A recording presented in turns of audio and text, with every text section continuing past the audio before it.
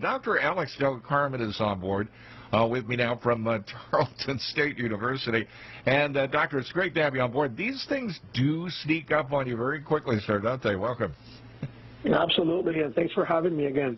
Yes, sir. Thank you very much. We're going to get into a lot of detail about a very interesting story that I saw the other day. And you are Associate Dean and Professor, School of Criminology, Criminal Justice, and Public Administration at College of Liberal and Fine Arts, Tarleton State University, member of the Texas A&M University system. And this is what you do. You study crime and you understand what's going on as far as the different aspects of the ways people can be safe, I should say.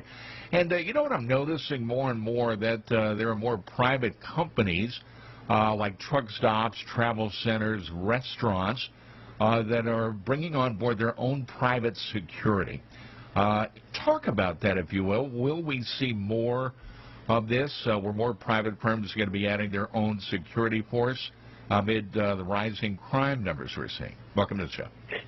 Yeah, so, it's really unfortunate that that's the conversation today, right, in the sense that, more and more companies and also residents, right, of various neighborhoods are simply, done with the being vulnerable to crime, and they know that law enforcement, unfortunately, doesn't have the resources anymore to be able to protect everyone at the same time. And so what they're doing is they're resorting to the private security industry, to have the presence of what we call in the literature a capable guardian, which is someone to be the eyes and ears of the community, and that they're able to hopefully deter crime. And certainly if they are able to see crime, they can then, call law enforcement to respond. But, I think of it as a sign of the times in which we live right now, because unfortunately we've lost so many officers across the U.S. Right. that, it's going to be years before we're able to regain that number back. Well, let me ask you this, Dr. Del Carmen. I'm just reading that Starbucks just recently announced that they're going to be closing 16 stores, mostly in L.A. and Seattle, and a letter to employees cited safety concerns. Wanted to get your thoughts on that. Do you think we will see more of that kind of scenario developing on the business side, where companies are taking initiatives like that based on the crime data that they're seeing?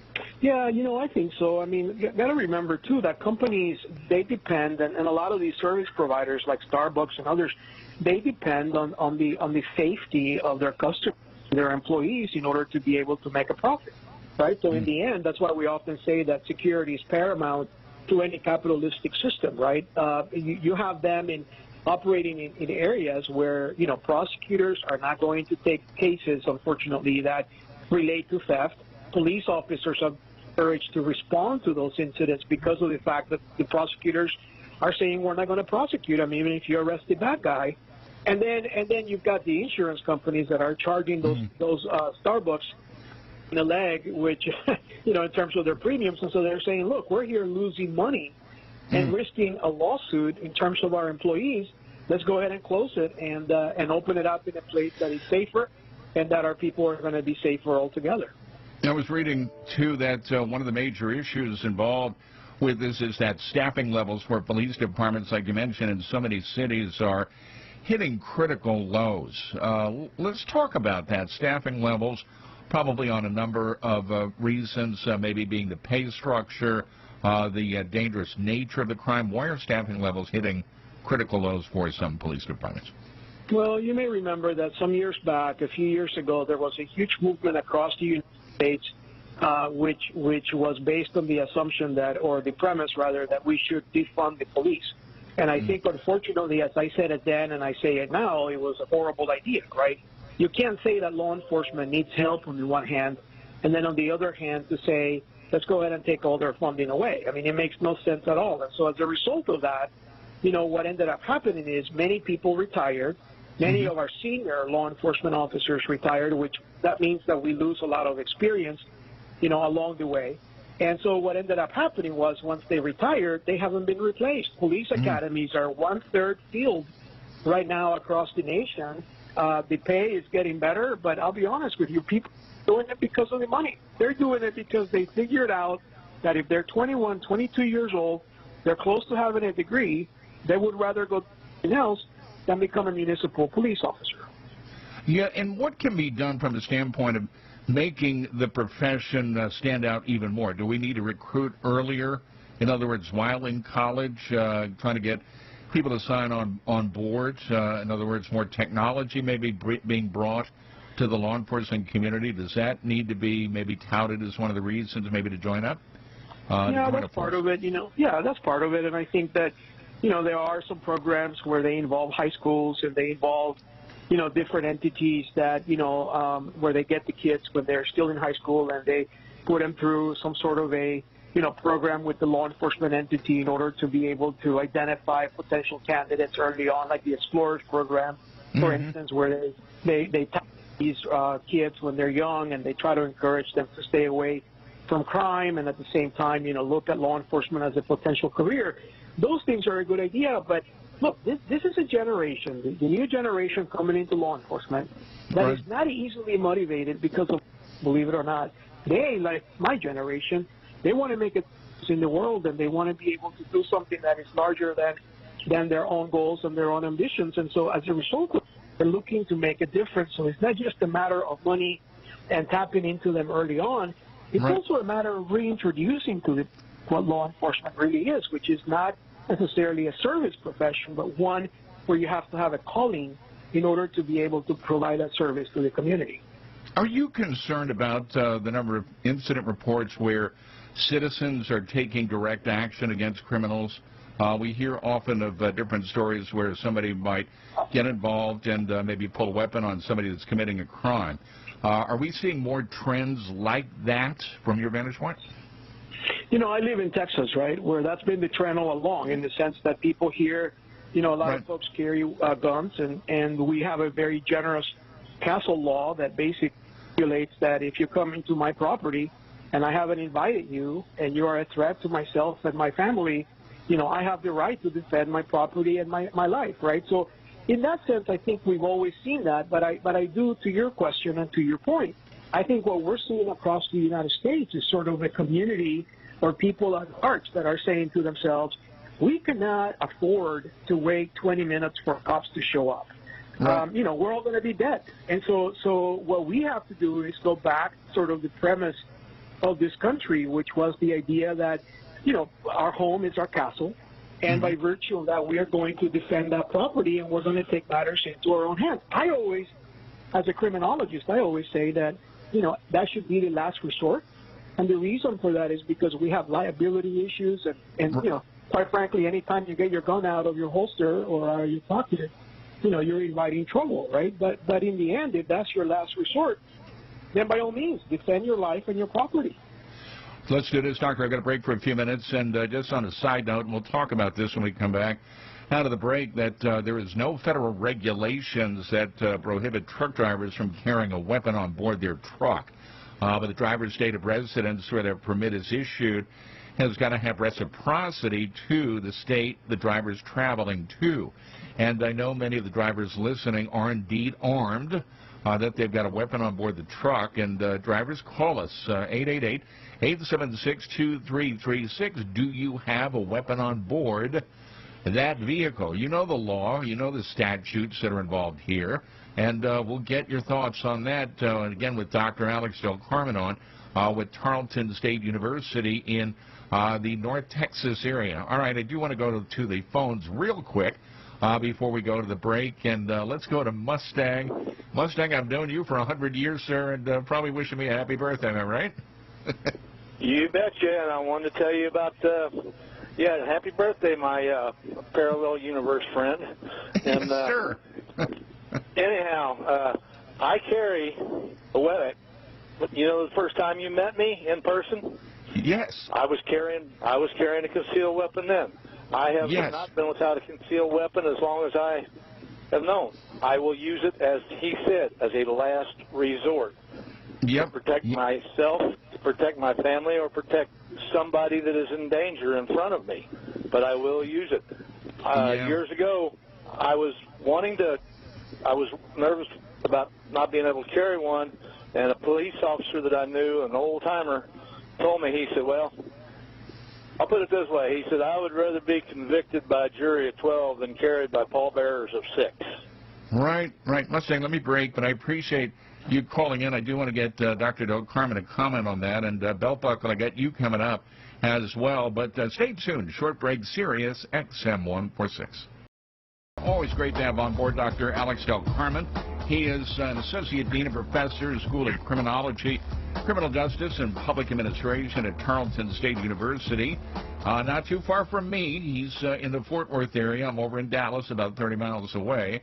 And Dr. Doug Carmen, always great, sir. Where can folks find you up on the web and read up on the great research? Where can they go?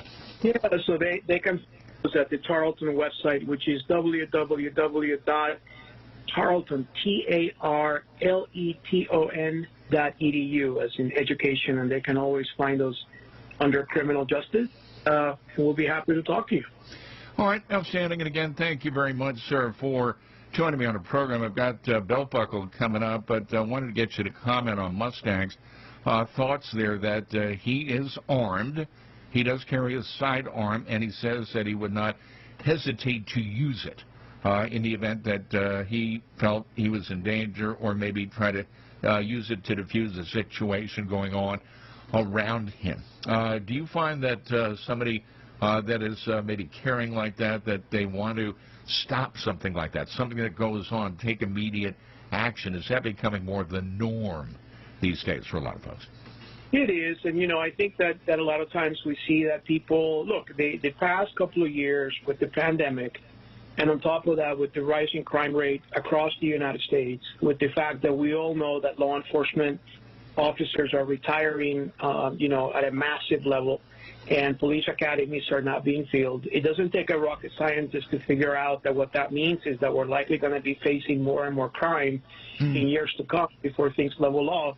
And, I can't say that I blame people, right, for saying that they're going to be carrying guns with them. My perspective on it is, as long as they are responsible with them, as long as they understand that once that gun comes out of their holster, things are going to change for the rest of their lives one way or another. Even the legitimate shooting, in the end, there's going to be litigation. There's going to be a lot of investigations done by law enforcement and whatnot. But at the end of the day, if people have the fear and concern that law enforcement may not show up, in a fast manner, or show up too late, perhaps, I don't blame them. I don't blame them, and I think that's one of our most sacred, constitutional rights, which is the bear arms.